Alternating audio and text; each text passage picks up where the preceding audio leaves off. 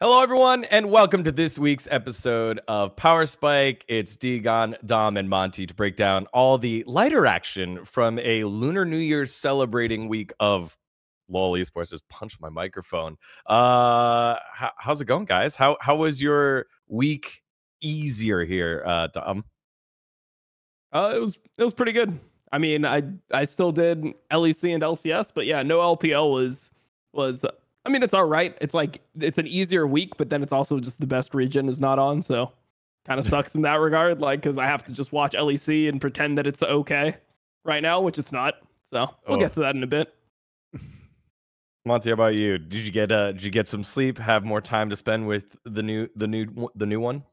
No, because well, sort of a little bit. I mean, getting more sleep, no. Spending more time with kids, yes, because of course school was off for the Lunar New Year here in Asia. So yes, in fact, I did get more time with my family.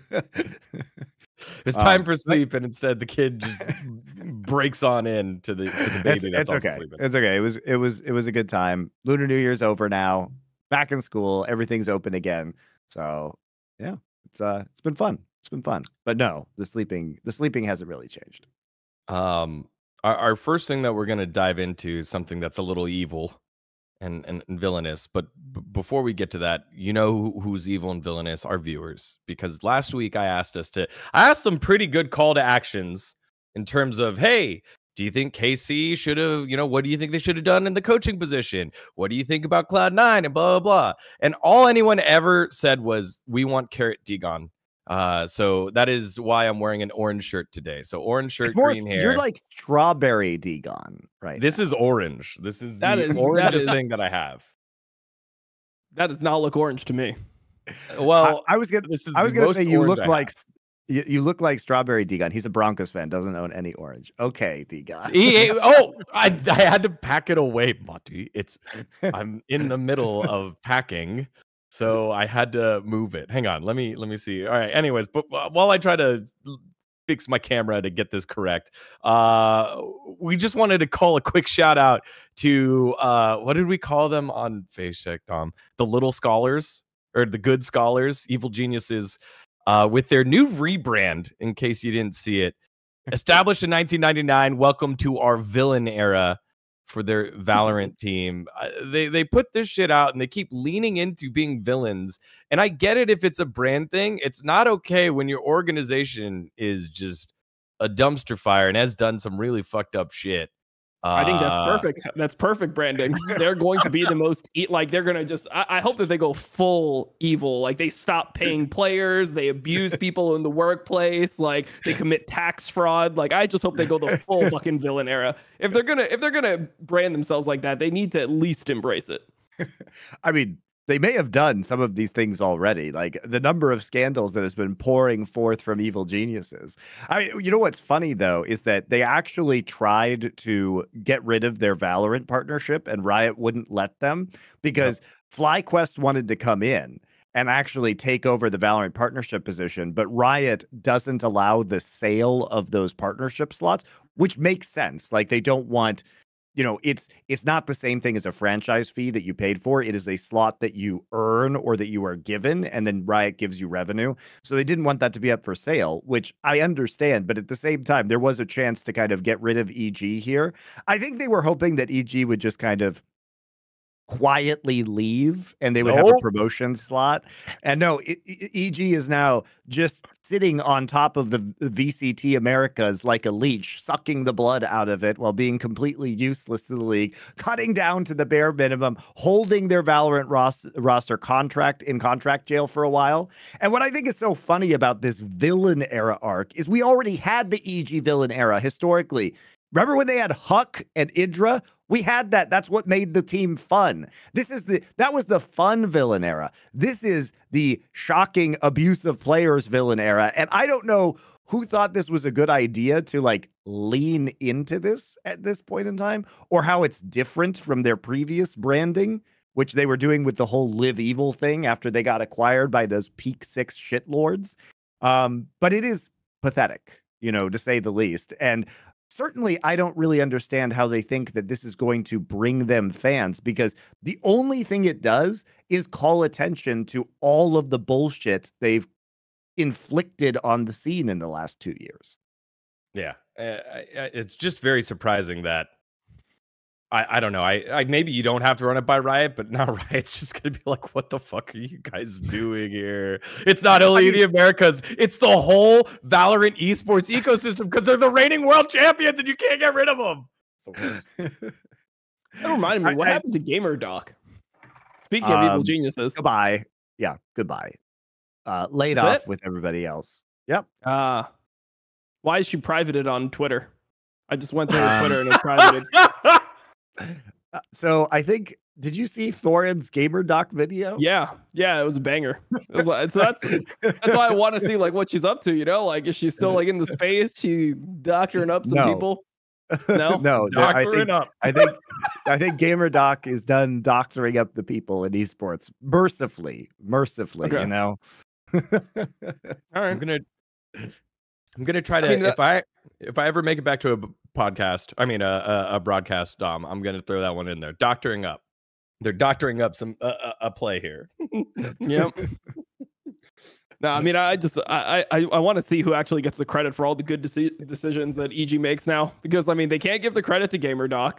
Potter. They can't give the credit to Nicole Point Jameson. So like, who gets the credit now? I hope it's Potter, because Potter actually is is the person who deserves credit. Yep. So she was the one who. I mean, she's not the Warren Buffett of esports. So how much credit can you really give her? Like, I mean, she turned a team around as a coach that looked unlikely to do anything and then won the equivalent of Valorant World. So I think that was pretty impressive. I mean, nothing, it pales in comparison to what Warren Buffett has done. So yeah, really the Sean Connery of esports, retiring from esports before her time, you know, leaving gracefully. That is the frustrating part about a lot of this EG shit and a lot of the stuff you see in like the esports swamp. It's not the people on the ground that are generally the ones that made these decisions. They're the ones that are in you know, that are left with the mess. And from what I can imagine, Potter is running a team. She's in control. She's able to have, you know, competitive control over everything, and so that's the spot for her. You can't really go anywhere else. They won't sell the organization, and that's that. So best of luck to the EG players and coaches for their Valorant stuff. I just don't know what this branding is. I just no idea what this thing is. Just let it die. Let it die. The thing that confuses me about Potter is that she's like okay with promoting the team in this way. You know what I mean? Like she should just say no, in my opinion. I guess you could say no, and it's tough, right? Because you did win with this team under this org who treated them right. I don't know if they, you can still work for EG. Well, don't get me wrong. You just the Valor team right, like at a point, you know, after they won, they no longer treated them right, but. Yeah. So I think I just wouldn't have gone along with their marketing push here about the villain era. I think that's where you draw the line. You're like, I will coach this team. I will do interviews. I am not going to be the face of your villain era, which also, if you know Christine, is like ludicrous because she is not that person. Yeah. Yep. Okay. All right. Well, anyways, best of luck with EG and good riddance. Let's move on to our first segment of the week, the lighter week, but it's probably, you know, maybe this conversation started at Worlds last year, guys. Maybe when NRG put G2 in the dumpster in Korea. But now I think given the fact that LCS has looked pretty good, LEC made those big changes last year to their format and their league, their teams. We've talked about the nationality in terms of fandom. We've got a real conversation in our keeper kick. It's the LCS or LEC. So let's get into it.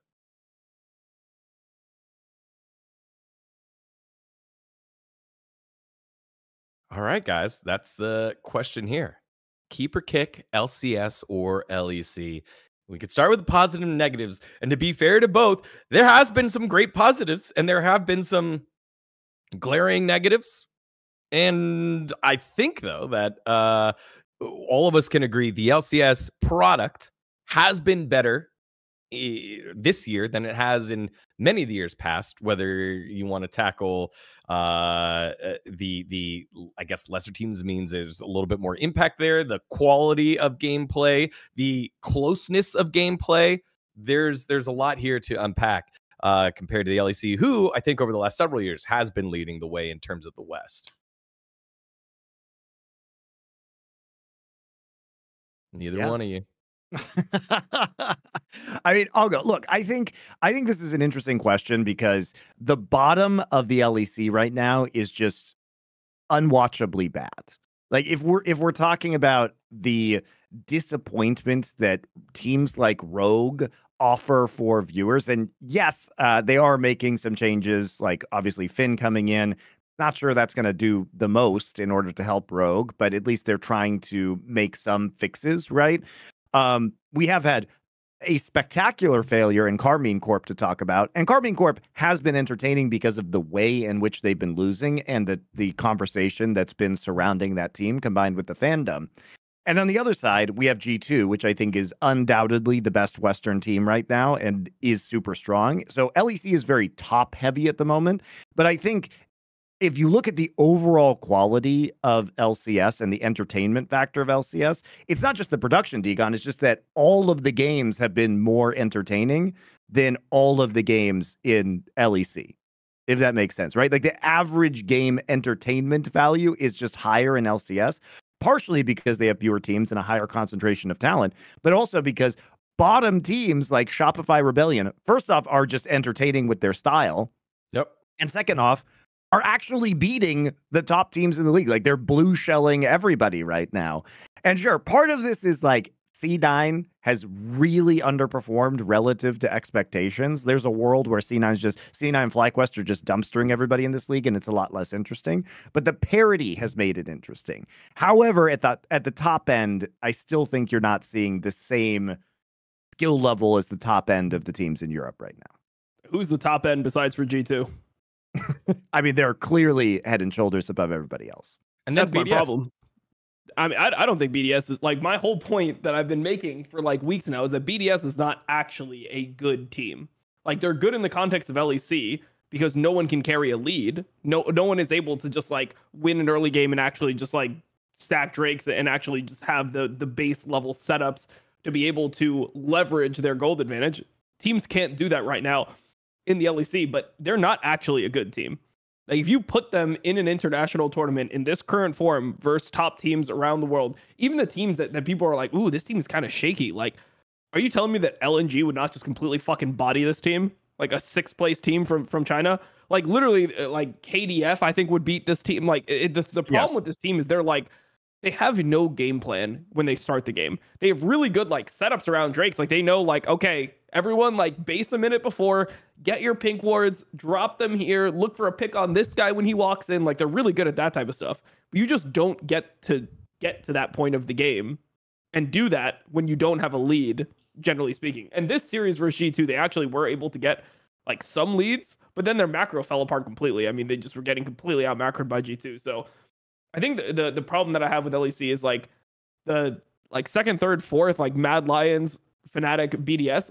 I feel like Fnatic is kind of underperforming. Like specifically, Oscar is playing pretty poorly right now, and that's why they're kind of in that 2nd to 4th like grouping where they haven't solidified themselves as like a second place team. When I'm looking at these teams, I mean there are massive flaws that these teams have. I think like we saw Adam try to play meta champions for this best of 5, and you see why he doesn't play meta champions like for best of 5s. It's like, yeah, just go back to Garen and Darius. Like I don't want to ever see you play Jax ever again for the rest of my life. Like please never play Jax again unless Divine Sunder magically gets put back into the game and you can just hit one item and beat the shit out of somebody else. You didn't like the perma losing Cassante matchup that we have now this year and then just getting solo kill constantly? I thought it was pretty entertaining. Yeah, for some reason I just wasn't feeling it. I think it's just I just have bias against Adam, to be honest. That's probably why I evaluate his performance as like been pretty bad versus BB in this best of 5. But I think LEC it's just been like not that fun to watch, because it feels like pretty much you can see this.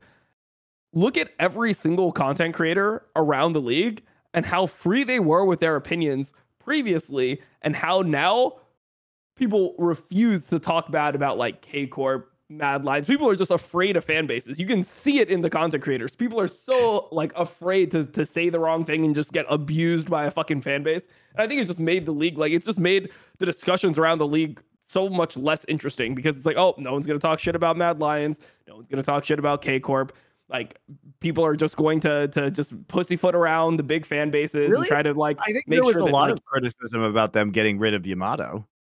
Yeah, but I mean that's like a popular opinion. Like, yeah, like that one's safe. The fans themselves were upset about that, and some of them were upset about it. Yeah, and it's like the way that people like phrase it. You know, it's like no one's going after like the organization. Everyone's like, oh, I liked Yamato as a coach. Like, no one's willing to like call out Kometo. Like, when was the last time you saw like a big content creator like call out Kometo and be like this is a fucking stupid ass decision. Like, what you're saying on stream is unacceptable. Like, no, people are just afraid of these fan bases. It's so fucking obvious. I mean, I like, hear this shit on LFN. Talent is afraid. So. Like, everyone is fucking afraid. Kometo is hilarious because I'm just gonna put. I'll criticize Kometo right now. I think that this is incredibly stupid that he just comes in and he comes back to LEC. dGon's hiding. This is dGon's opinion, by the way, that he told me in private. These are not my thoughts, guys. These are dGon's thoughts. dGon said that when Kometo was talking publicly about how he had to come in and like fix the team because it was going so wrong. Kometo, you are a fucking streamer. You have no idea what is good or not in a professional League of Legends team. You are the last person who should be walking into a room and diagnosing the problems in teamwork or in coaching. All right? You get that? You are the one who made this team. And then you, through your own feelings, decided that you should run with certain players in a professional league that apparently are just unbenchable because you have weird ass loyalty to them. This is not a content creation group that you're dealing with. It is a professional fucking sports team. And literally ask yourself this question.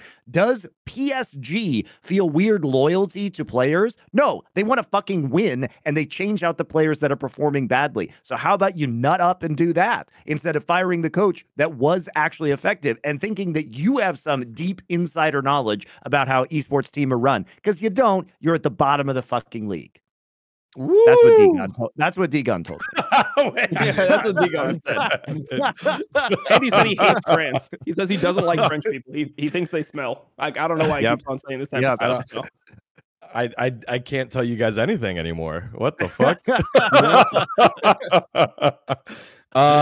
You know, when I think about owners that kind of step in like that, obviously Reggie comes to the top. Another one is Nadeshot as well, early on with this 100 Thieves kind of reign. And I think, you know, with Reggie, he put the time into it, right? He was in the league. He was one of the leading faces of League of Legends in North America at the time. So I think there's a lot more credibility that goes into that.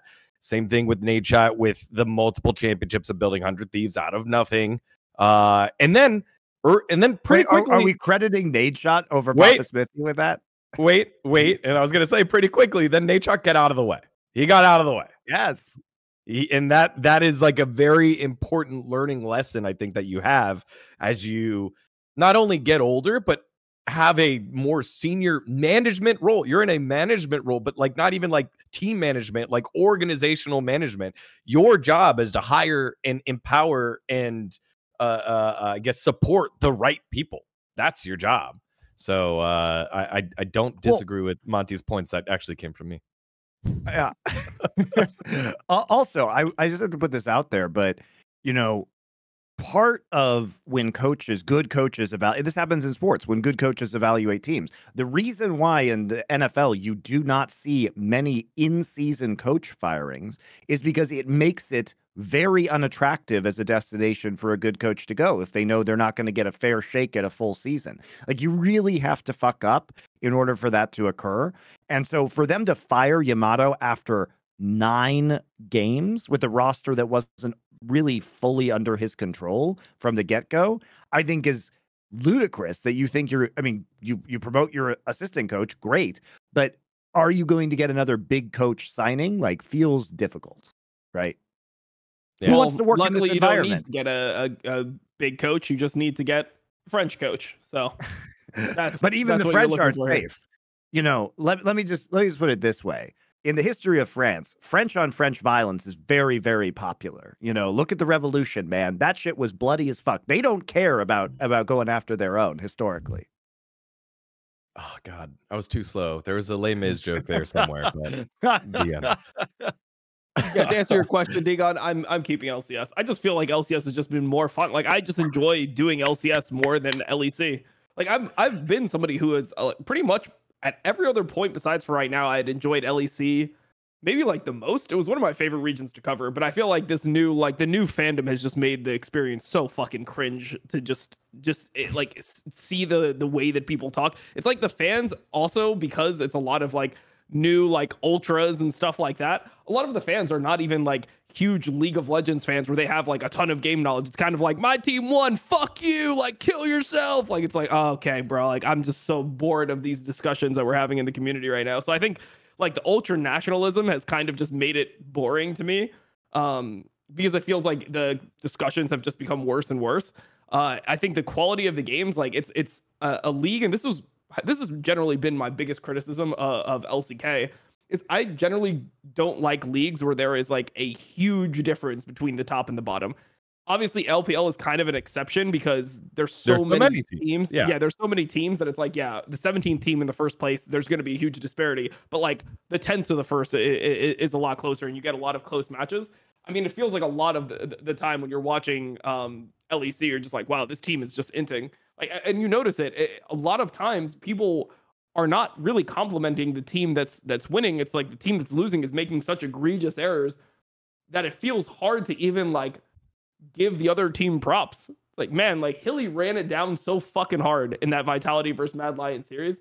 It's hard to not just talk about the fucking like it was crazy. Like, when do you see somebody die 11 times in like 30 minutes? Dracos did a very good job. He did a very good job of keeping it like broadcast safe.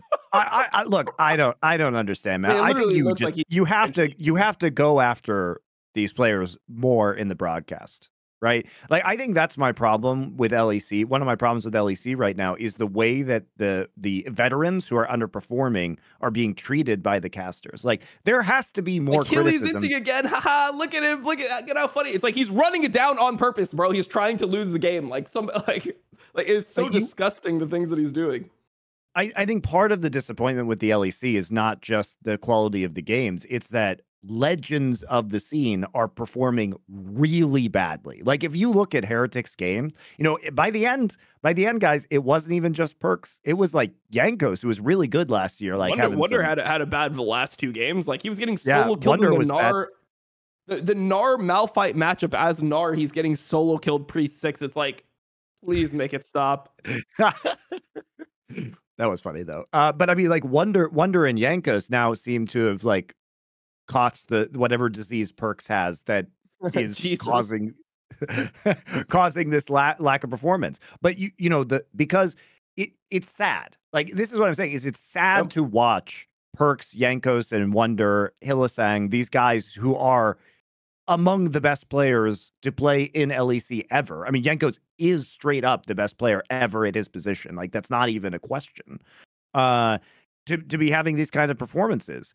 And so I think the depression of LEC is this. It's you know what Dom said, like the nationalism, while it's generating viewership, makes honest conversations about teams very hard. Particularly, like, Carbine Corp's one thing, but I stream my fucking viewer count off. Like, I don't even give a fuck about the viewership. Like I'm not trying to have the most viewership ever if like the viewership is just going to be like horrible, you know?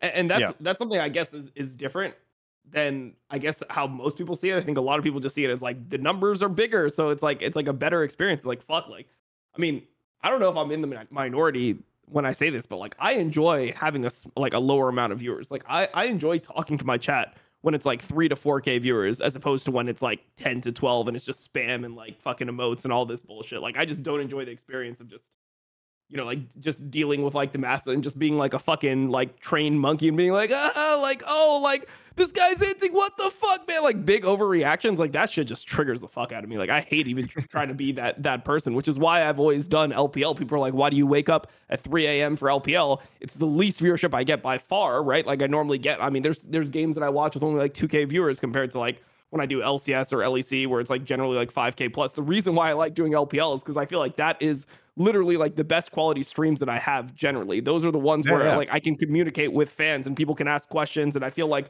just in general, the people that are asking the questions are more like diehard League fans than, you know, like LCS is kind of like, this guy sucks, Keck W. Like that's pretty much the fucking, that's the highlight of that's like the most profound thing anyone says in the chat. So I just don't think that like there being more viewers just makes the experience better. For me, it makes the experience worse. It's just like the level of the conversation is lower. And I just think that like, it's like you have to be dishonest in a way. It feels like a lot of people are, it's like lying by omission. Like they just choose to glance over like a lot of the ints or like preface them in like a nice way to make it seem like less extreme. I don't know. I just feel like the whole vibe of it is really off.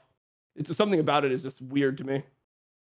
Yeah, and like I think when it comes to the fan bases, it's good for the viewership on some of the language co-streams, but you know, the experience, especially like Mad Lions, because it's very hard to have an honest conversation about Mad Lions in particular right now, because objectively, this is a downgraded roster. Like there's not another way to look at this.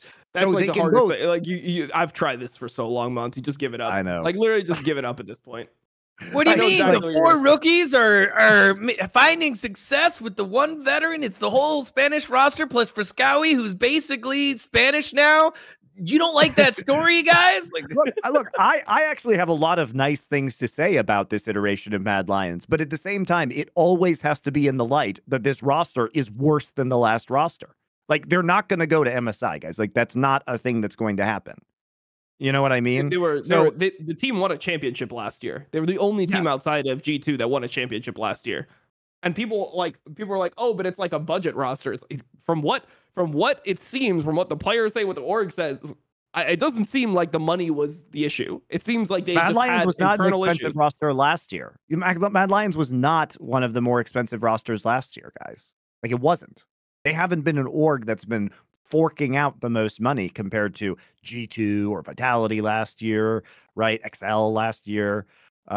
This is sure. You know, this is a team that probably was in the mid tier in terms of spending, but their spending compared to their results, like they got much better results per dollar spent or per euro spent, whatever you want to say, compared to many of the other teams in the LEC. But it's like, it's just impossible to have this conversation because you can compliment the current iteration of Mad Lions, but it always has to be couched in the fact that objectively, this was the wrong move for the team if we're thinking about performance only. And there's no way to hide that. Like, if they can win a title, God bless. I hope they can prove me wrong. Seems really unlikely with this lineup, unless they make changes. There's another thing that I think is lost on people, which is like, people are like, oh man, like, look at this lineup. It came in and look at how strong it is already with all these rookies. This shows that like in the future, the team is going to be better, but they actually have an advantage over the other teams because they kept the majority of a lineup. Even though it was an ERL lineup, they kept the majority of those players plus the coach, plus Elyoya was somebody who had worked with Melzet previously. So it's like, they actually should have better coordination than other teams. The problem that I see with Mad Lions is I don't think player for player, they're going to be able to match up with the top teams when the top teams get that basic level of macro. It just doesn't seem like they're going to be able to win. Like, I can't see Friscawi winning a best of 5 versus Caps. Can't do it. I can't see him winning a best of 5 versus Humanoid either. I mean, I guess we'll see that. Look, if Oscar runs it as hard as he ran it, you know, then versus SK, then it's possible. Like they can win. But in general, I just don't think that like player for player, they're going to be able to match up with top teams. And I don't think that they have that high of a ceiling, because you have to also consider like what metas we can end up in. Like, this is a meta that I think would like theoretically should suit having a weaker mid laner. But what happens if we end up in a meta where it's like the standard meta that we get, where it's like, you know, you have mages that require more skill like in the meta. Like let's say we end up with Syndra and that type of stuff, and then we end up with the tank top meta where the tanks are just fucking broken and you can no longer play all of Merwin's counter picks. Like, are they then going to be able to beat top teams? I think that the answer is like no. I also think there's a question about if you move into a farming jungler meta with Elyoya, because a lot of their success is based around Elyoya's activity on the map in the early game and winning skirmishes. So, right, like Elyoya, first I want to say Elyoya's been fucking great. I think this split. I think he's been really good, and his shot calling in the early game and the way that they coordinate and play around him and his pressure is one of their best qualities in my mind. But if you are not able to make as many active plays with the jungle pool, then the question is, does that change for this team at all? And for our friends that are out there, I guess mis amigos that are hate watching right now because we're just shitting on this team that last week we literally called out a couple of their players as the surprising rookie of the year candidates. That this team has made it to playoffs with a full rookie roster. Like if you're still watching that and you're being like, now how are they saying all these mean things about our team and that they're shit and they're not going to be as good and they're going to get caught up? This is what we need to do. We're calling out that the league is weaker, that this team is strong to start out, and that, as Monte said, if they do win, that's the payoff. But right now, this is a G2 league. A G2 league with a weaker everyone else. It is a one-team region. It is like the definition of a one-team region. It's to the point where we got to start having that conversation that they always did with Cloud9 in North America, which is like, how can G2 improve when everyone else sucks so bad? Like, doesn't it just hurt G2 that these are the players that they actually have to play against every single fucking week? Like, that is the conversation we're going to start having, because the G2 BDS series did not feel close. Like, it didn't feel like there was. It felt like if there was. I mean, what Treat said was that if there was a best of 19 played, G2 would win 10-0. Which is that's how it felt. Like, it just felt like you literally, it's like, how could BDS win? Even when they won early game, they couldn't win. They're completely out macroed. When they lost early game, they got completely fucking stomped. It's like, what could have happened for BDS to win this series? They looked so outclassed by the third game. Right. And we'll talk like more specifically about G2's strengths and where they rank up in a little bit. But I think right now, to go back to the question, like these are the reasons. So, LEC, it's been hard, I think, to have productive conversations. Like, even saying like Mad Lions is better than expected, but still worse than last year is somehow fucking controversial. Like, I don't even understand how that could possibly be a controversial statement, but apparently people get angry. The bottom of the league is just like really shit, honestly, and it's a one-team league. Oh, I mean, so Rogue is horrible to watch. Like, there's some teams that was always the problem with LCS, was that there would always be like Immortals or Dignitas, one of Immortals these teams big. Oh, at the bottom that were just, Blue, Ica, like there was just some unwatchable fucking teams like in the bottom of LCS. And you have that right now in LEC. Like, Rogue was my least favorite team to watch in the entire world. In the entire world. Like, I watch the 17th place team in LPL. The 17th place team in LPL, which is probably going to end up being Thundertalk Gaming at this point, is significantly more fucking entertaining than watching Rogue. Like, Rogue is such a fucking eyesore, because not only do they suck, they also don't do anything. So they play these long, boring games where they don't do anything and fucking lose. And it's like, why do we have to fucking watch them for 9 games? Like, it's so hard to watch a team like that. So, man, like them, Giant X was like that. K-Corp was really hard to watch. I mean, there's so many teams. Like, Heretics just makes me angry. Like Heretics makes me angry. There's like the teams that suck, that are so boring that I just like want to kill myself watching them in game, like Rogue and Giant X and K-Corp. And then there's the tier of teams that just make me so fucking angry that I want to do that to somebody else in game in my fucking house, but I live alone. So, I'll probably end up having to take it out of myself again. So we got Heretics and Vitality, which is that next tier where they just make you so angry watching them play, because they just die for no reason. Like, you look at Vitality, it's like, why does Hilly in so much? Why can't Perks like win a fucking lane anymore? Why can't he like just the decisions that are made just make no sense. It's so hard to watch these teams play, man. So that's literally half the league. So then we get to like the watchable teams. Fnatic, Mad Lions, SK, I guess, like kind of brought it back this week. BDS and G2, and there's just not enough interaction over the season with those 5 teams to make me not hate the majority of the games I watch.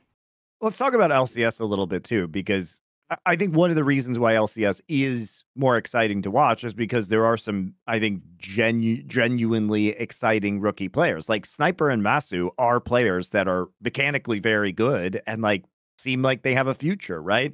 And even if 100 Thieves, like it is, I'm just put this out there. It is embarrassing that 100 Thieves is in second place in this league right now because they fucking suck at late game macro. Like they are abominably bad. They won both of their matches this last week because both Liquid and C9 decided to use a bunch of crucial ults and team fights in the mid lane and then fight anyway and just lose the game off those fights by like doing the NA ram, which was baffling in and of itself. But I like watching Sniper play. Like I actually like watching the whole top half of 100 Thieves play. But 100 Thieves bot lane is atrocious, like super bad.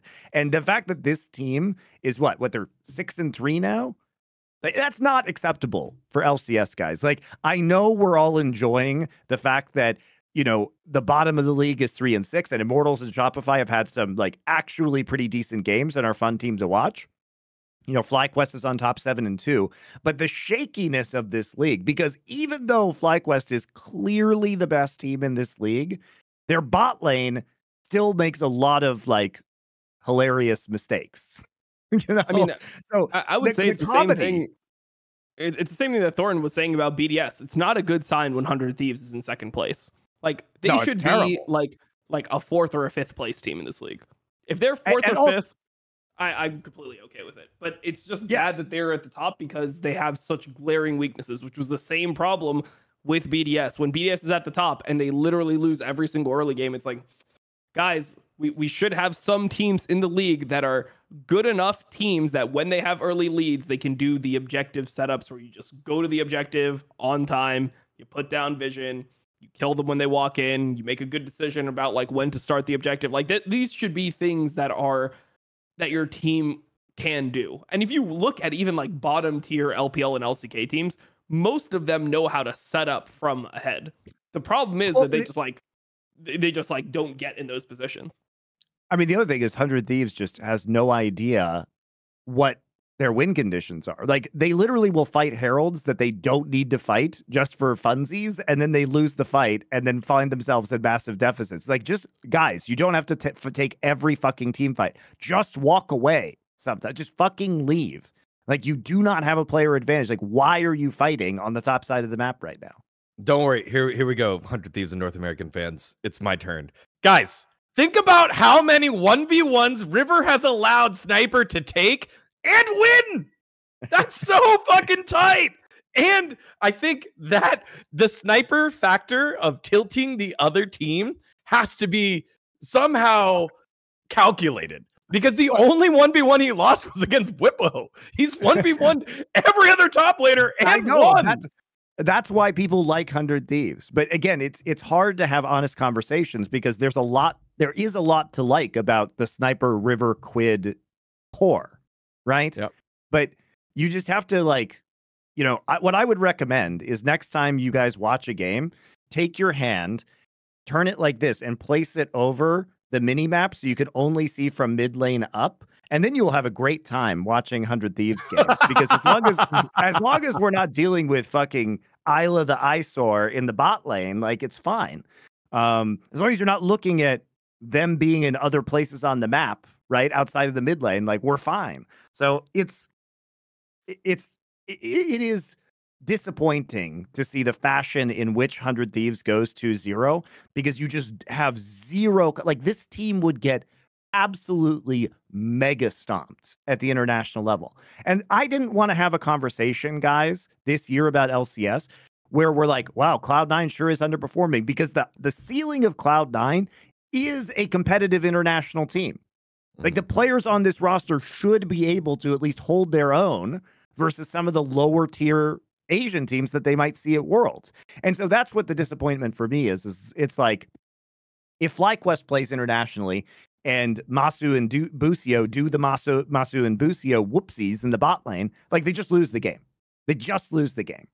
So I wanted a better version of Cloud9 because I wanted to have hope that there would be an option to have a good MSI performance or a good Worlds performance, like a quarterfinal performance for NA at Worlds, not outside of the realm of possibilities with the players on this roster, but within the context of their actual performance this season, it is pretty disappointing.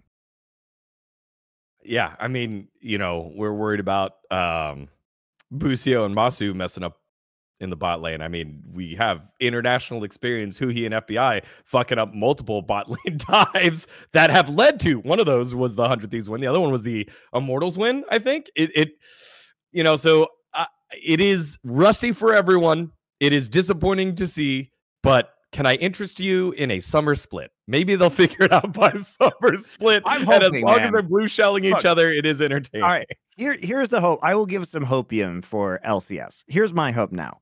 FlyQuest goes to MSI. They get a bunch of good practices. It levels up Masu and Busio, even if they do kind of bomb out at MSI. So they come back and actually have a better performance at Worlds. And Cloud9 also somehow magically, without any coaches, manages to improve to the point where they are at least dangerous for Worlds. Or maybe they make a miracle playoff run, because they're definitely going to be, top 6. That seems very unlikely that they wouldn't at least be in playoffs for LCS. So there is hope. But I mean, if the teams that we're sending to MSI are reflective of the current standings, like FlyQuest 100 Thieves, or like maybe Team Liquid, NA's going to have they are going to get giga clapped at MSI. Like it's going to be really sad. That's what happened in 2022. We didn't have a team that made it out. That was when it was in NA. That one hurt. The New York, remember that? The New York theater, and I got so pissed off because it was all Chinese fans. I was like, what the fuck is this? Might be another one here in Europe. Oh, geez.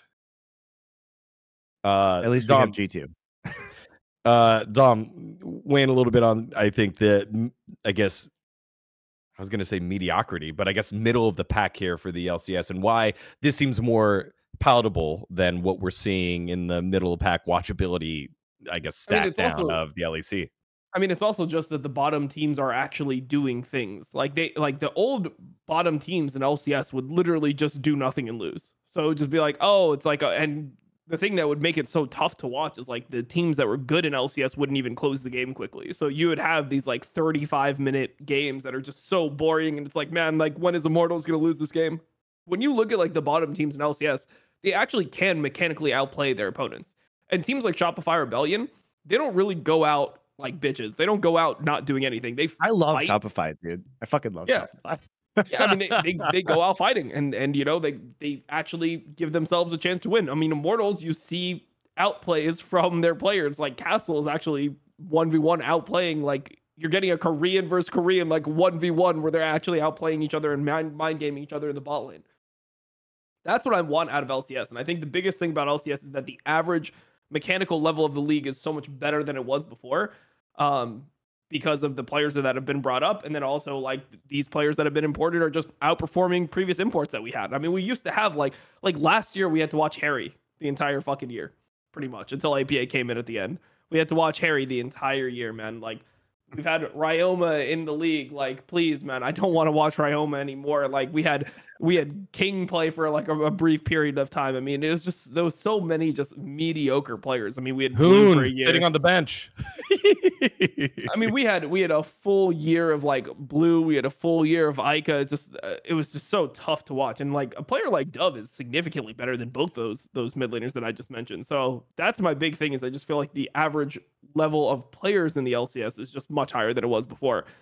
And yeah, honestly, maybe LEC we should kick the bottom two teams. Let's make a petition right now to kick Rogue and Giant X out of the league.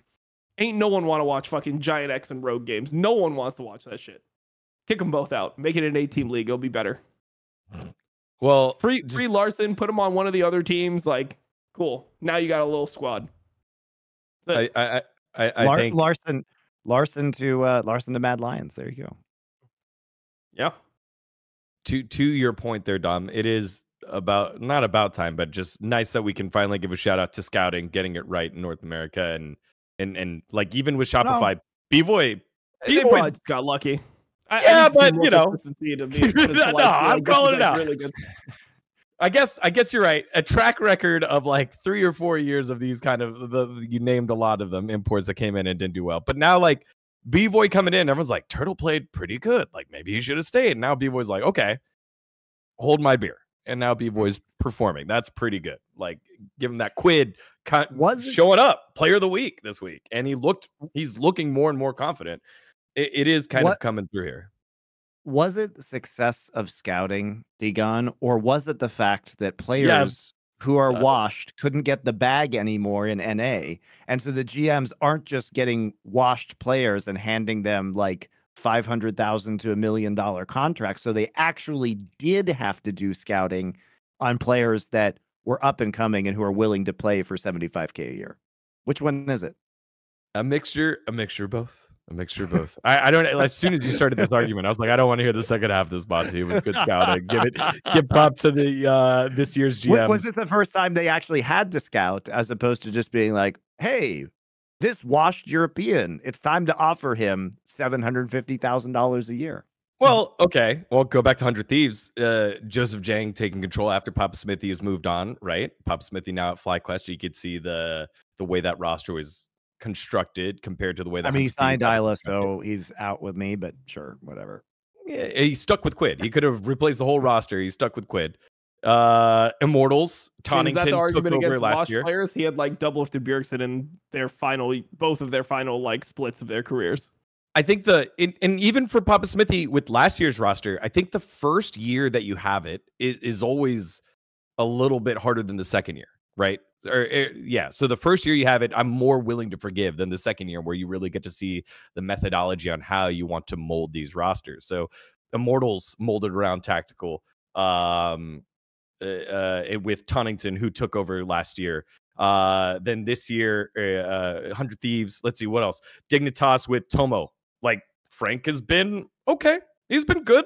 Right. And they stuck around with Rich. They hit with Rich. They swapped other people out. Now they have Dove. So they're swapping things around. You're starting to see the growth in some GM roles that are starting to stick around for a little bit longer. And same thing with Papa Smithy, right? This roster of FlyQuest working a lot better than the one that they did last year. So I think it's give it a couple of years and we'll see what happens. And then, some of the teams that have kind of stuck around. So same thing with NRG. NRG, this is the first year that Jonathan Kamikaze Platypus no longer part of the team, and I think you're kind of stuck with like running it back again. They did roll with Hui, and that made sense. But now you're going to see after this year, what do they do? And that's really a tell of general manager kind of moves there. Anyways, yeah, looks like we're keeping LCS, boys, which we kind of knew, but feels good to say that.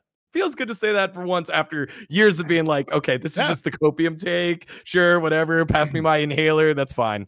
For our friends at home, including you European fans, let us know. Have you watched the other league in the West? I guess both the North American fans and the European fans. Have you watched the other league? More likely, if you're European, you've seen both because that's where a lot of the North American viewership comes from. And which one would you? What are you talking about? LCS viewership is up 4%, and it's definitely coming from North American fans, and not from Europeans or Brazilians. Yeah, it's definitely not that. Actually, North American viewership is gone down, right? Yeah, that's the sweet lie that Riot is telling us right now. Yeah, I'm sorry, Monte. Thank you for catching me, correcting me. All right. With that, it's time for us to announce our new friendship, partnership, sponsorship, Monte, with a new product for you guys out there. And it's one that all of us could use. It's a good old meal thanks to our friends over at Factor. So Factor has a bunch of meals that you can heat up with restaurant quality in 2 minutes, wherever you are on the go. They have snacks, smoothies, and a whole bunch of different options for breakfast, midday bites, and more. And if you sign up now, using the code there, if you sign up now and save, it's even less expensive than takeout. So make sure to check out Factor. Our code to help out Last Free Nation here on Power Spike is PowerSpike50. That's our code to get 50% off. So head on over to factormeals.com/powerspike50 and use the code powerspike50 to get, you guessed it, 50% off. That's the code powerspike50 at factormeals.com/powerspike50 to get 50% off your order. I have a friend. She is a on-the-go working woman or writer for movies. And she's actually here visiting LA right now. I visited her in New York, and she's like, I live by Factor. Otherwise, I wouldn't have time to cook, and it tastes great. So I was like, yeah, that's awesome. We're working with something with them, and now we get to announce it today, Monte. Yeah, and Dom, I know, is a giant Factor enthusiast. It keeps you alive, right, Dom, during your crazy stream schedule? Yeah, I do 12 meals a week. So I'm pretty much eating 2 Factor meals almost every single day at this point. And yeah, I mean, they're just so easy. I mean, it's just 2 minutes in the microwave. You just have to puncture it, throw it in the microwave. I do it literally when I'm streaming sometimes. Like during LEC, I'll just do it during a 3-minute ad. I'll play a 3-minute ad, 2 minutes of that. The Factor meals like in the microwave, take it out, solid every single time. So I've got all the recommendations. What are some of your favorites? I'm curious. So like the every week ones, so they have a like tomato ragu like with fusilli, so it's just like essentially like a bolognese. There's the Nona's bolognese, which is like another version of it. It has like sweet potatoes in it. So those are like 2 that I pretty much get. I get 2 of them every single week. The shredded chicken taco bowl is another one that I'm normally getting 2 of every week. I actually really like the like mushroom and chicken thighs one. There's like a chicken thigh mushroom with like a mushroom sauce that I thought I wouldn't like because I don't normally like mushrooms, but it's really well done. So that's like one of my favorite ones. What else? I get like there's like an Italian urban chicken one that I like. There's a smoked Gouda one that I like a Gouda chicken one that I like. What else? I'm trying to think. Like those are pretty solid. The other ones I like change up every week. Normally it's like a combination of just like there's a roasted garlic chicken that sometimes comes. There's a queso chicken one which is pretty good as well. So like I've went through pretty much the full roster of them, but the first like 5 that I mentioned, those are solid. Like every single week I get like pretty much 2 of each. Yep. Yeah. And one of the I wish I was back in the States right now because I would definitely be on this train as well. The HelloFresh and Factor, like the same company. So I was on with HelloFresh, but now like that I'm doing a lot of like streaming during the day, I definitely would be getting these just for lunch in particular. Yeah. And one of the coolest parts is when you're setting up what kind of I guess meal strategy that you want to have, they have different I guess presets. So if you want keto, if you're vegan, veggie, for me, protein plus is probably the way is the way I'd go because of how much I lift and really don't need a lot of like, grainy carbs. I'm a big protein guy. Make sure I have the double scoop of meat. That's for me. So make sure to head on over to factormeals.com/powerspike50 and use the code powerspike50 to help us out here at Last Free Nation and get yourself 50% off your order. So thank you all, and thanks to our friends over at Factor. All right, another sponsorship. Things are just going well. They're going so well.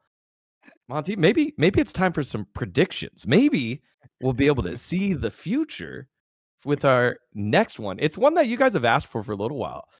It's time for us to head on over to the big crystal ball of the guy that watches the most LoL esports in the world. It's time for nostraDOMus.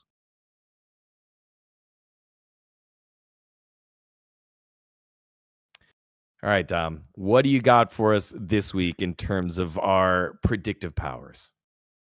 Yeah, I mean, I think that this one is one that people are going to see coming, but I'm going to predict a G2 versus Fnatic El Clasico rematch in the finals, meaning Fnatic will win both of their series against Mad Lions and BDS. I know people are really high on the BDS train, but I think that in a best of 5, if people are able to just figure out what they need to do against BDS, which is just ban out Adam or Nuck. That's all you need to do. It doesn't matter. Like, people are obsessed with this like Varus ban, this Vi ban. Don't do it. It's okay. What are you talking about? Nook has not played only 3 champions throughout the entire season. He played Just one game of ban Macaulay, out and then champions. everything else is Nico, Azir, Orianna. You don't have to ban it. You could just first pick. You can first pick one of them. I mean, just ban out Nux champions first 3, and then 4 or 5 bans, drop them on Adam, because Adam's not going to be blind picking a lot of the champions that he's been playing. Like he's not going to pick his Darius or his Garen blind. He's going to use them as counter picks to your picks. So ban out Nuck first 3, ban out Adam 4 or 5. Fnatic can win. So I'm going to say I think Fnatic just straight up is better than Mad Lions. I think that if Oscar plays at all decently, I don't know. They should just win. They should just win straight up. And yeah, when it comes to the BDS series, I think Fnatic is going to win that as well. So Fnatic running the gauntlet, playing versus G2. That's what I'm predicting. I mean, Oscar looked rough. He looked rough. I mean, one of the biggest comments in I think on the highlight video is like, hey, maybe we should swap Oscar with Irrelevant, because Irrelevant is running it against him right now. But nostraDOMus says, and it comes to life. Monte, what do you make of this? I totally agree. I think that this is kind of the inevitability that is coming our way. Humanoid has just been too good. Like, I think the Humanoid and Razork factor really make it for me. And I have been impressed with Noah's restraint recently compared to some of his other performances. He's looked like a more stable player, maybe not making the most aggressive flashes in that we've seen from him in the past. I think the roster just player for player is pretty superior, and like the mid lane diff in particular, I think is going to be quite profound in the next 2 matchups. And they did play a pretty clean game in the game they won in the previous matchup with G2. So probably I would say 3-1 G2 in the finals. I think Fnatic probably takes a game, but that's my prediction. Again, just part of the LEC season just ending so quickly, because you have 3 splits. You got to get all the games in. We'll be crowning a champ next week. dGon, here's the thing, is that when you take the top teams in LEC, the team that performed the second best and was international events, and then you dismantle them to make your fun little Spanish roster, it turns out we just end up with a really top-heavy league. You know what I mean? That is especially when you spread the talent across like lesser teams. So now it's like Niski on one team that just like isn't a competitive team. Like you pair him with a rookie. Okay, well, where do we send like the other Vitality player or the other players? We send them to Vitality. I mean, Hilly is inting that roster, but once again, you're playing with Douglas, another rookie. It's just you put a bunch of the players that together were a strong team and just parse them into developing rosters. Like now you have Elyoya in a roster that should be developing.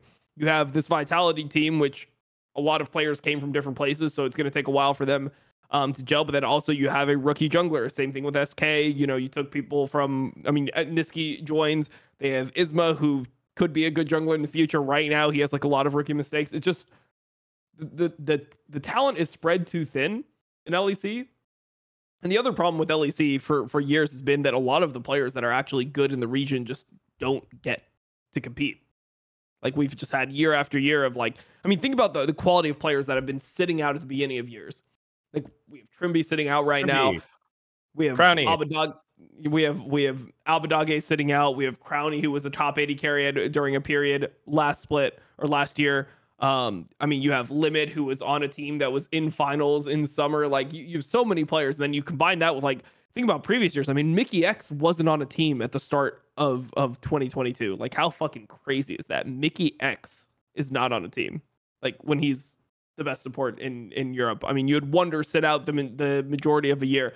You had Alfari sit out. There's so many players that are top players in Europe that just do not play. And it used to be that some of the players that NA would get would be players on their way out. But now you have Inspired playing here, Blippo playing here. Just a lot of the players that would be top players in Europe just are not competing right now, and the rookies are just not good enough to compensate for the lack of talent that's lost.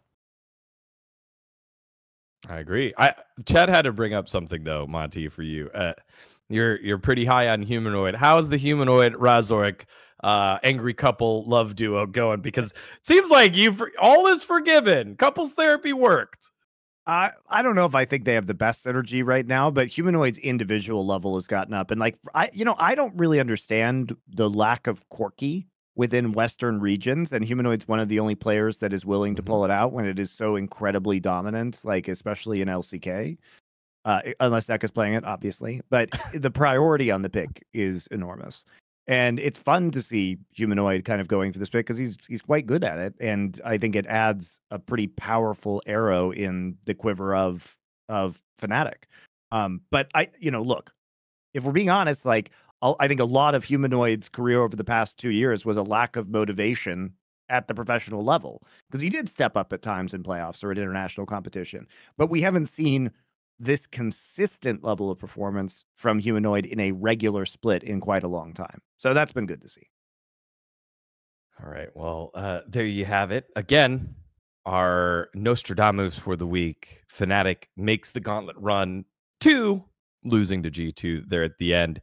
If you disagree or if you're a Mad Lions fan, let us know in the comments your feelings here. Again, we're on theme here. Sorry, Mad Lions Koi fans, but until it gets proven otherwise, this is where we're at. And this will probably be your best shot to do it because of all the synergy things that Dom brought up earlier in our discussion in Keeper Kick, with the team kind of being mostly together in years past, or in last year. All right. Next up, it's that time. It's time to see how well we cashed in last week. And I'm still living off of 2 weeks ago, right? The Immortals pickup here was great for me, but not so much this week. Let's take a look on how we did with our picks from our friends over at Esports in the long shot.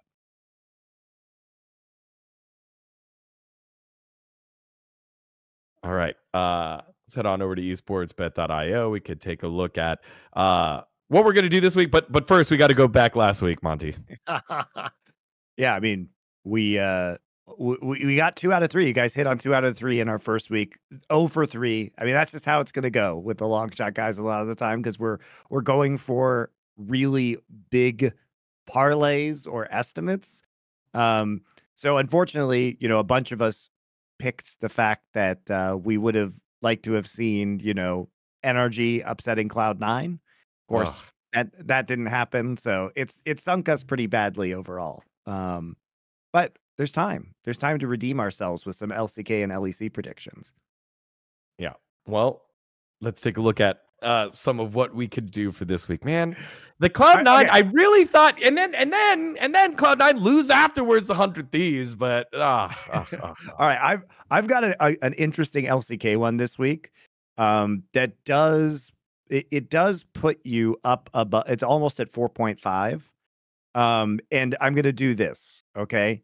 So for LCK games only, I'm going to make a 3-way parlay of Nongshim Red Force beating Breon because Breon are absolutely miserable right now. And so getting 1.7 odds on Nongshim, which have shown some glimmers through Call Me and Sylvie, feels pretty good. There's also, crazily enough, Gen G is at 1.5 odds as the favorite to beat Hanwha Life, which is like, how could I not pick Chovy to completely clap Zeka in this matchup? Like, that feels really strong. And I don't think you're going to get odds like this for Gen G again. So even if you're just picking Gen G to win outright, not doing my insane parlay that I'm about to do, I think that one's really good. And then the final one that I'd like to parlay is Kwangdong Freaks over FearX, because you're getting 1.65 odds on Kwangdong. This is a much better team. You may look at FearX's record and think, oh, like, aren't they a halfway decent team? No, they are not. They are significantly worse. Kwangdong is on the rise. Cuz is like in the MVP conversation right now for LCK. And the addition of Bull has seen Kwangdong now beat D+ and KT. So getting almost 1.7 odds on this also is amazing. So those are my 3-way. That's my 3-way parlay. It's at 4.4 odds. So put 1,000 onto that. So it's Nongshim over Breon, Gen G over Hanwha, and Kwangdong over FearX. I feel pretty good about this one, guys. I feel pretty good about this. I'm gonna do one that is in the leagues that I watch. I am going to go for a TT win over RA. Even though, I mean, RA hasn't won a game, but like TT, they're due. TT is going to win that.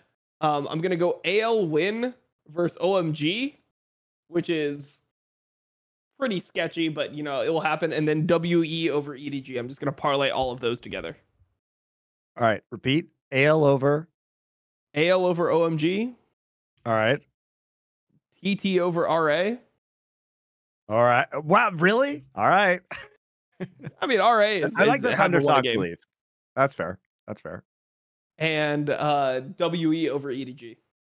I might need to add something to this to make it more over 5, but yeah. Oh, that's all right. We'll take that. We'll take that for 1,000. Three-way parlays. Three-way parlays.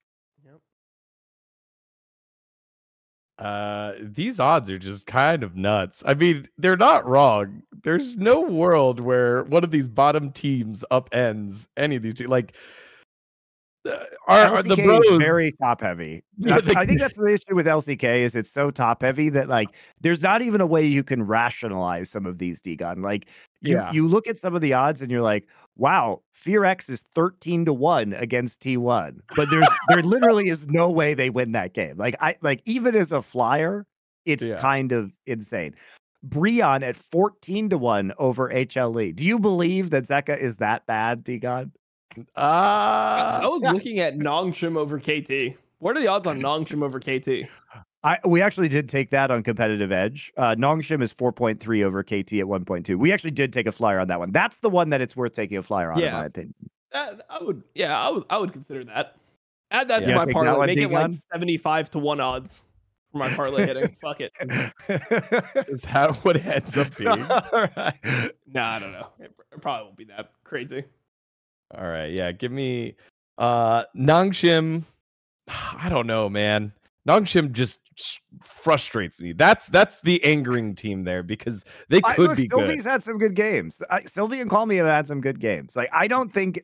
Yes, but Call Me was supposed to be the next guy up, and he's so inconsistent. He's so inconsistent. Like he's a worse Bulldog. Bulldog at least has been more consistent than not. So I don't know, but I really want the Guangdong Freaks like story to continue on. Bull and Bulldog have been great, but you're just worried there's a letdown here.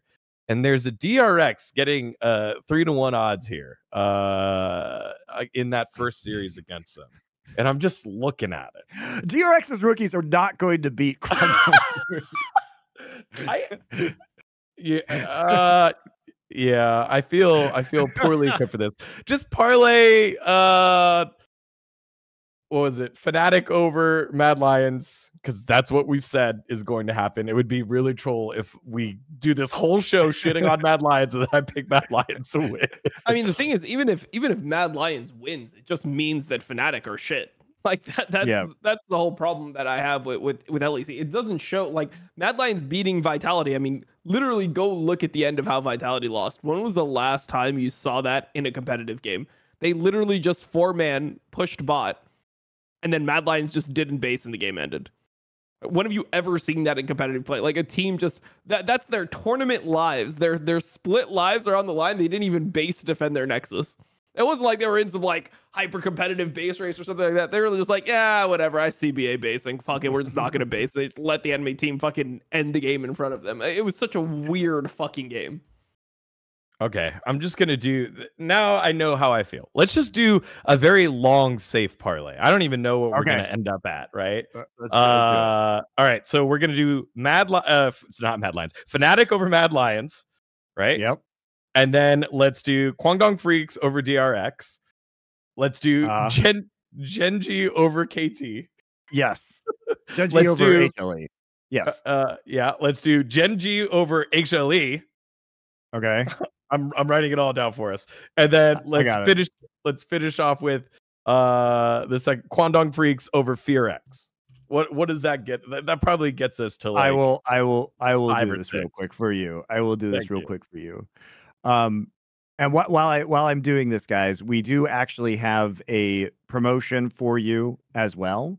So if you do go to the promotions tab on Esports Bet, you can go ahead and see that the Lunar New Year promotion is still going on. And what this means is if you deposit, whether you're a new user or a continuing user, $100 in USDT or its equivalent to another cryptocurrency, you get $100 USDT bonus, as well as 100,000 esports coins, and you get a $50 risk-free first bet after redeeming the promotion. On any tier 1 League of Legends match in the spring. So that's really fun for you guys coming back. It will say contact customer support when you click it, and they will explain to you how everything works for that promotion. So avail yourself of that right now. Avail yourself of that right now. It's a good thing. It's a good thing to do. I am currently calculating your insanity, dGon. The 5-game parlay. Let's make it happen. The 5-game. I'm doing it. We got 2 more to get in here for you. And we'll see exactly what your current odds are as they stand. And I need to get Fnatic versus Mad Lions for Fnatic. All right, there you go. With 1,000 on this. What do we Your got? odds are sadly only 5.394 because you picked a bunch of favorites. But there you go. We'll do it. All right. Yeah, we'll do it for now. I'm still living off Immortals, so we're still good. Thanks, Immortals. Scrimbucks, baby. You cashed in on the Scrimbucks. I was very impressed. On the broadcast, too. That was good. All right. That's the long shot. We'll check back on in next week to see how we did. Thanks to our friends over at Esports Bet. Last up, we touched on it a little bit earlier as we have really tackled a lot of LEC and LCS this week. But the best team in the West, I think all of us agree, is G2. And so we're asking the question in our Galaxy Brain Club, are G2 a world-class team? Let's discuss.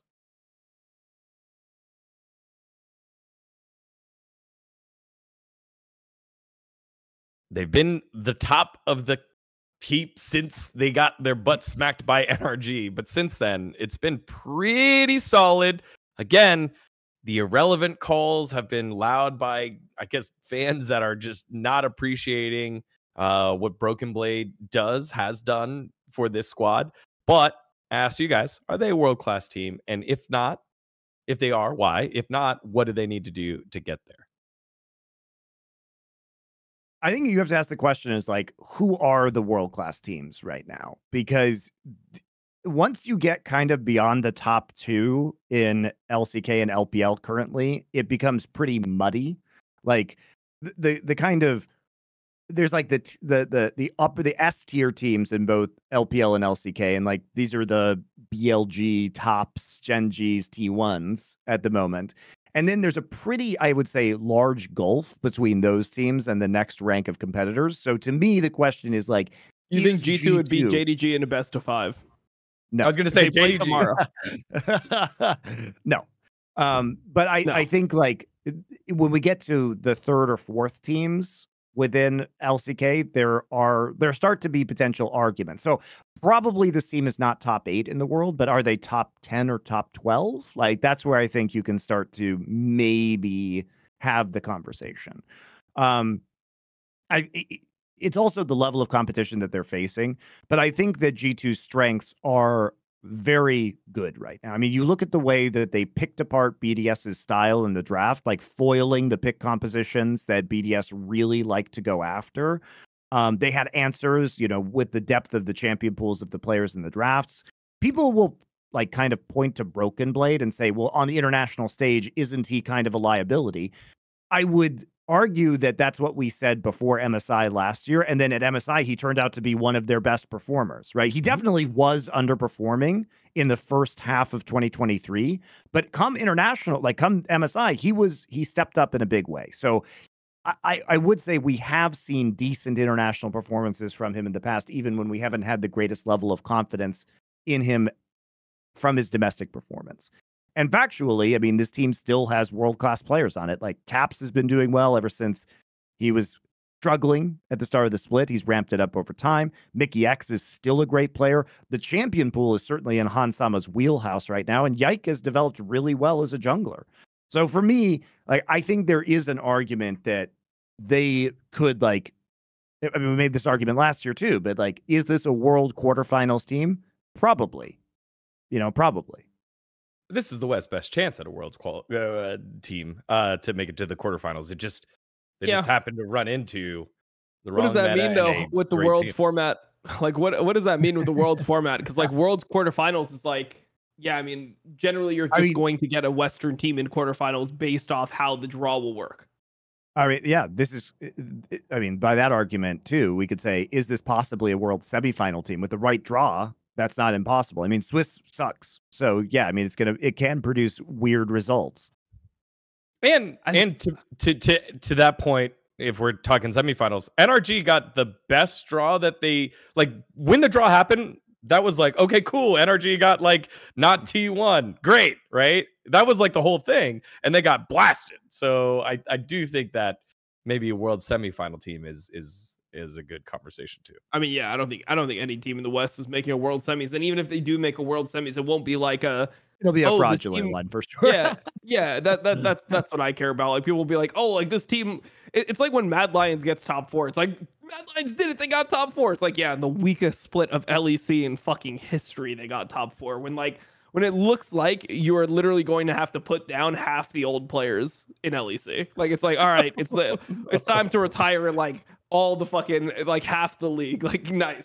This is the split that they're doing well. I mean, I think G2, it's really hard to say where they're going to end up.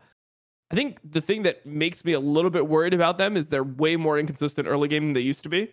It felt like they were way stronger at early game in like previously, like in summer and spring last year. So maybe their mid to late game is better now, but I don't know like if they're going to be, making good decisions early game. I mean, even the series versus BDS, like they had some pretty rough early games. The game number 1, for example, they just take a fight that's just objectively losing. They all die and they recover through good macro. But those are things that actually worry me because I don't think that other teams internationally allow you to come back very well. So I normally like strong early game teams internationally. I think maybe they could be like the 10th best team in the world or like 12th best team in the world. But it's like the thing that I always consider is like, does that even matter if they're top 10 or 12 right now? Because the whole problem that always happens throughout the year is that Asian teams get better over the course of the year. So when you get to Worlds, like it feels like the teams are training and they're improving. And I think it's harder for G2 to improve because the rest of the league is not as good. So I don't know if like what their trajectory is going to look like compared to teams like JDG. Like JDG look rough right now, but do we really think that this team is not going to be able to figure out like objective setups and macro later on? But here's a counter argument for you, Dom. Like I agree that the Chinese teams will probably get better. I don't really see that the Korean teams are going to get better that are kind of bad right now. Like, so Genji and T1 might get better. Kwangdong might get better. But outside of those 3 teams, do we believe that Hanwha is going to be a substantially different team later in this year? Better. Really? Yeah. They still don't have any shot calling. I mean, that's the problem is they didn't actually fix the issue of their shot calling that they had last year. And yeah, I mean, I think that the players can grow into those roles. Like, I'm not sure about like obviously like, I have no clue what Lucid's comms are like, but like he seems like a good enough player where if he's able to just be more comfortable on stage, I could see them just being decent. I mean, Kellen aiming, who knows how that's going to turn out, but like it feels like these rosters are solid enough that they can be decent. I mean, I would expect that by the end of the year, Dom1 will be a top 4 team. I like your optimism. Yeah, I do not share your optimism for Dom1. I think KT is fraudulent. They just have better rosters than other. I mean, I think KT is fraudulent, and I think that KDF. I mean, I would just assume that in a like pressure best of 5, Showmaker is just gonna fucking cook KDF. Like he would just win that same way in Gauntlet. Like he kind of just manned up and just carried the fucking games. Like mid lane is definitely the weakness there, but I think at least in LCK's case, I would not be as confident in making the argument that this is a region where the kind of like 4th through 6th place teams are going to, or even 3rd. Like, I don't think Hanwha's going to get that much better either. Like 3rd through 6th place team are actually going to improve substantially. I don't know. Yeah, I mean, I think it just comes down to finding a style that works. But also, if you look at like Hanwha Life's roster, I mean, Peanut and Delight, like they had very solid jungle support, like macro warding, all this type of stuff, when they were on Gen G together. And I just feel like they will be able to at least be good enough where if G2 has some of these like bad, like if G2 plays bad, they'll just lose to these teams. That's my point. So it's like, it's really just a consistency argument.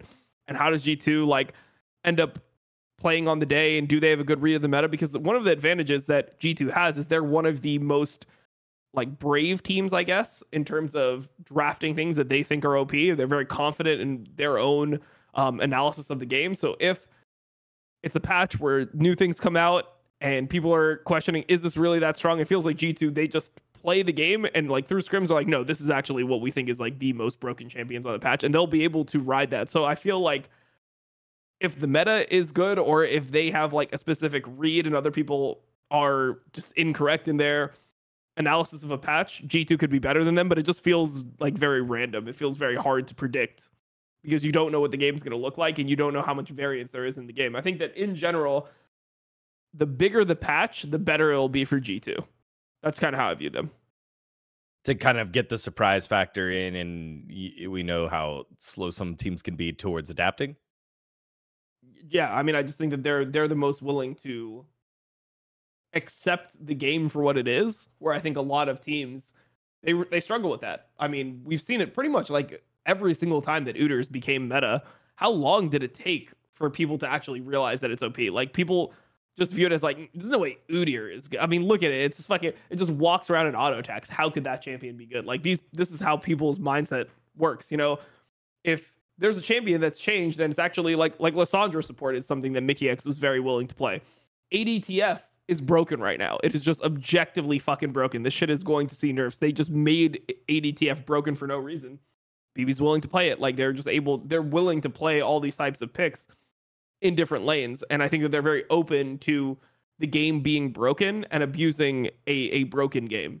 So that's a huge advantage that G2 have, because a lot of times in League, there are massively unbalanced OP things that fly under the radar for long periods of time. And because of the fact that it just doesn't sound right, like people just can't imagine it being good, it takes people a while to adapt. So I think that this is one of the things that G2 could, I mean, this is one of the things that could make G2 a top like 8 team in the world, or maybe even like get into semifinals, is if they get a really good patch where there's a lot of stuff going on and they're able to adapt to it. The more standard the game, I think the worse for them. Who is, and we could, you know, take it wherever after this, but who is the strongest player in their position in the world for this G2 roster? Because I think Caps is probably the best player, but mid lane is pretty Mickey stacked. X, maybe.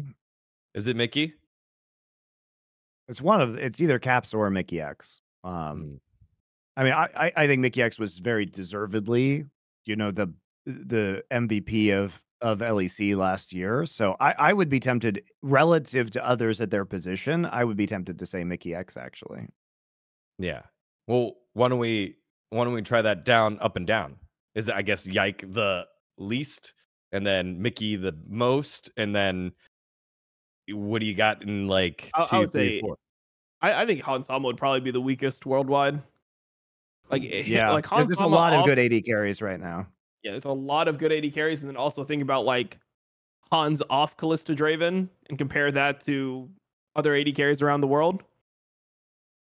I mean, off Kalista Draven, I would assume that people like Bull are just better.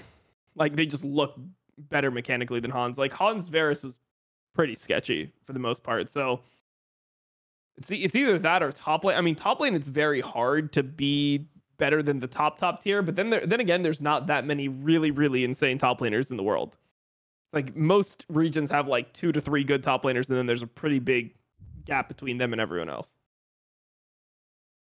But Mickey X is probably just support, because support players just suck, right? Like, so he's probably just the best compared to His other peers. support players. Yeah.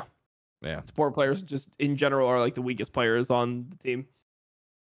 All right. Well, meta shift will help, obviously, as Dom has concluded. I think we'll see what happens here moving forward with this very dominant team that G2, again, as you said, Monte, this might be the conversation that we have moving forward. How can they get better when all the teams around them suck? And you can't get the practice until you go to international, but then you're too far behind. You're just basically playing catch up, get your ass beat by everybody except the LCS teams. So who knows? Yeah. They'll have a nice little trip to China, you know, get improved, but then have an MSI hangover, start sucking at the, you know, the G2 arc is like have a mediocre MSI performance, have the hangover, start sucking at the start of the summer split, then just come back and win anyway. That's how it rolls. Mad Lions Koi, you could do the funniest thing this weekend. Just throw this one out there. I mean, it'll be funny for y'all. It'll probably suck for us because it's just going to be nonstop messages. But I mean, they could do it. It could happen. Let's see. Who's the other? And BDS, right? BDS could add their name to the list of European champions. Otherwise, it's been that triumvirate of teams there in Europe. All right, y'all. That was an episode. The Lunar New Year episode special where the West won because the East did not play. There we go. Yep. It starts, the grind starts back up tonight. LCK kicks on off. LPL will be kicking off on Sunday, Dom? Is it Sunday? Yeah, Sunday. Sunday, so Monte will be catching y'all on his stream doing bangers only, right? Yep. I will be... Yeah, I don't know what to do with myself this weekend. This feels like last year when LCS had weekends off and I could go out and, you know, maybe go to a bar and chat someone up and make some friends and go from there. But I don't know what to do with myself. Dom, what are you doing? Oh, I'm still gonna be grinding. I mean, I've got LEC, I've got LPL starting. Yeah, so I'm still grinding, and then I go to Europe next week. So in 9 days, I'll be in Europe. Watch out, Europe solo queue, start banning the Udyr. He's doing it now in NA. Yep. Yeah, we're doing our challenger grind. See if we can get it before we go. Currently Grandmaster, so see how it goes. Also, Smolder is very broken. It is very, very broken. It's right so now. stupid. I mean, thank God they didn't hotfix buff it on day number 1, because day number 1, I literally tweeted out. You can go to my fucking Twitter, and I was like, this champion is probably broken. Don't hotfix buff it just because it has a 38% win rate on day number 1. It's a champion that people will get better at, and it will eventually just be OP because they do the same thing all the time. When a champion has a bad win rate, they did it with Briar, they did it with Hwei. They just like turbo buff it, and then it just ends up being absolutely ridiculous. It's just like the strongest champion for a while. So let's just not do that for once. And they didn't do it, and I think we're just due for Smolder nerfs. Like the win rate of it is already way too high for a champion. I mean, pretty much what it was day 1. People figured out. People were like, "Oh, so I just literally win the game once I hit 225 stacks. So I just need to not die and get to 225 stacks, and the game just is won." As soon as people figure that out, the win rate went from like 38% to over 50. That is literally all I do. I'm like, all right, mute all. You can say whatever the fuck you want to me. No, I'm not joining you in this 1v3 dragon attempt. Yes, you can go AFK. I don't care. Because all we need is 225. That's my new favorite number. Yeah, it's so Jesus. broken. All right. Monte, any final words before we close it off? Nope. That's it. All right. Make sure to like and subscribe across all of our platforms here for Last Free Nation to get all your news in esports. Thank you so much for watching. We'll catch y'all next week for more Power Spike. See ya.